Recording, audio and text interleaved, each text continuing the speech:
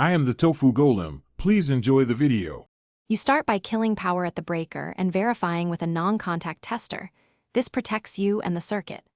Once done, remove the faceplate and trim so you can see the extension box edges and mounting screws. Use a screwdriver to loosen screws while keeping the tester handy. If metal, conduit, or wires are anchored, note their positions. You're establishing a safe, clear workspace so the next steps, removing the old box and preparing the wall, are efficient and safe. You pull the old extension box out and free any stapled cables, labeling conductors so reassembly is straightforward. Then inspect the stud spacing and the wall cavity depth. Accurate measurement prevents a box that sits proud or recessed. Next, fit the correct remodel or new work extension box. If using a remodel box, rotate the wings to clamp drywall or screw into the stud for a new box. Make sure the box is plumb and level, so devices will align correctly when rehung.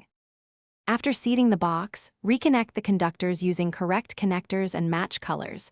Tighten all screws and tuck wires neatly to prevent pinching. Then restore power and test with a voltage tester and the actual device. Make sure switches, outlets, or fixtures operate correctly. Once confirmed, secure the device to the box, install the faceplate, and finish drywall or trim around the box. If things don't work, turn power off and recheck each connection and ground continuity. Loose or reversed wires are the usual culprits. Thanks for watching. Consider subscribing if we helped you today.